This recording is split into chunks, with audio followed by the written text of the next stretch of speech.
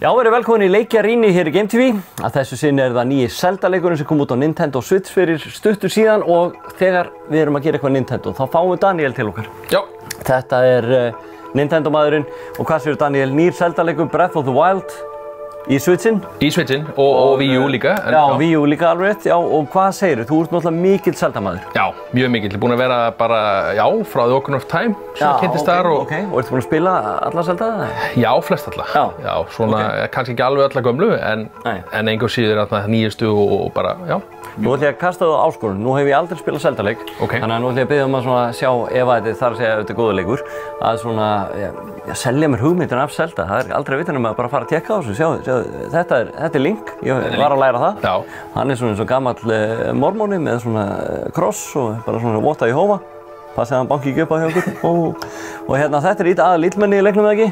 Jú, gaman. Með props hérna og þetta Zelda. Já. Ég hljóma náttúrulega eins og ég hafi vitað á þessu, ég vissi ekki neitt. Þú varst að segja mér þetta. En hvað segirðu, nýi leikur, hérna við byrjum bara á söguþræðinum. Þetta eitthvað, söguþráður yfir höfuð í þessum leikjum eitthvað? Já, svo sem það hefur verið saga í þessum líka og hún ekkert stórbrotin. Þannig að þetta bara mjög svona þægileg saga. Link vaknar upp úr djúpum svefni eftir ákveðin fjölda ára og vakinn upp til að bjarga heiminum.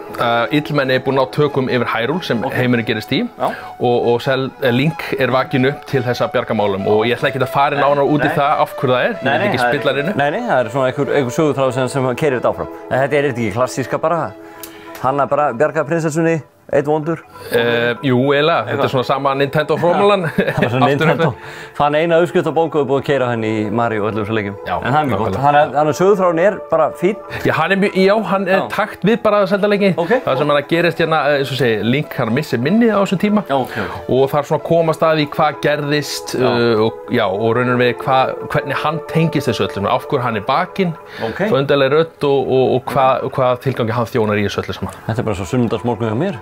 Missa minni var ekki hvað gerðist og þetta náttúrulega, en allavega, þannig að maður hefur einhverja tengingu við það. Ok, þetta ný tölva, nýr Zelda-leikur, ef við byrjum á grafíkinni, hvað finnst þér með hana? Hvernig Switch-vélin að koma út til dæmis? Já, þetta bara svona hefðbundin Zelda-grafík, hún kallar hana cel-shaded, þetta svona, hún búin að setja svolítið svip á Zelda-leikina hingað til og hún bara mjög góð.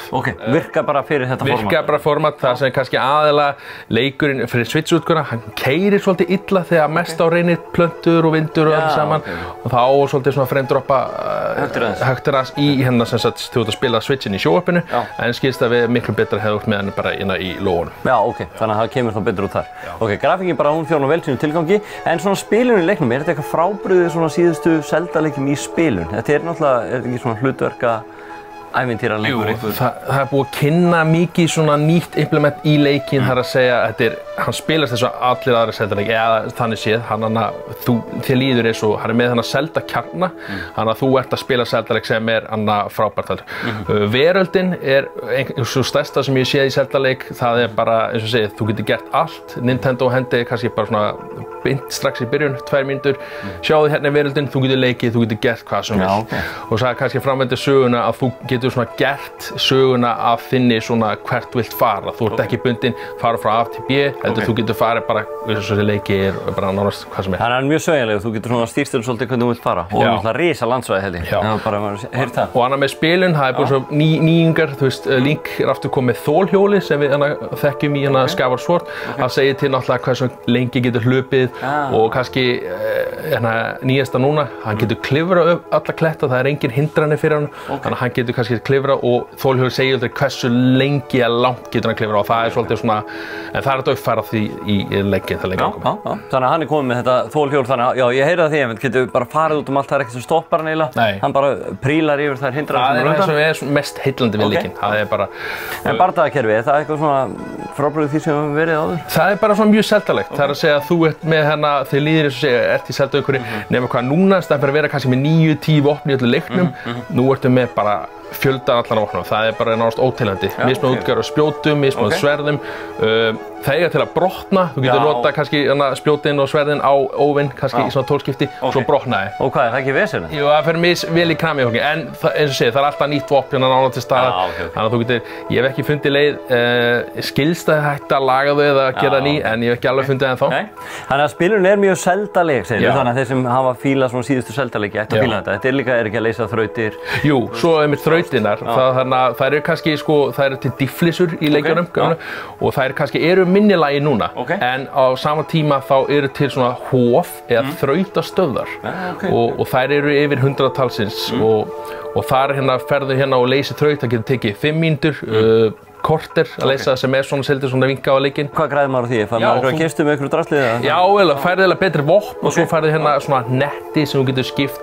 Ef þú safnar 4 hnöttum getur skipt í auka heilsu eða aukið þórhjóli sem spilar stórt hlutverk. Og þú ert að byggja upp karakterinn líka svolítið gennum leikinn? Nei, svo sem ekki. Þetta ekki, Link levelar aldrei upp, en þú ert að klæða hann eftir veðri. Það komið veðurkerfi í þetta sem mjög skemmtilegt. Já, það kannski nýja og ég þarf helst taka fram það mikil eldamennska í leiknum.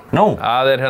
Bara elda í hann? Já, eldar og ég eitt örugglega hálftíma elda bara. Já, ok. Og bara allskyns uppskrift? Í gömlu seldaleikjum þarf þetta bara að drepa óvinn og fékkst heilsu frá því.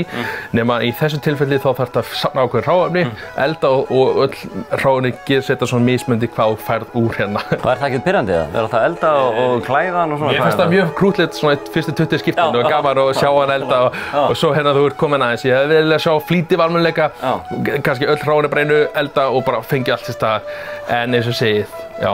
Þetta bara svo að kaupa sér babyborn dúkku eða eitthvað. Það að gefa henni að borða og klæða hana eftir veðri og þetta alltaf farlegt. En ok, tónlistin, það svona eitthvað signature svona skor bara? Já, þetta bara seldatónlist í klassíska.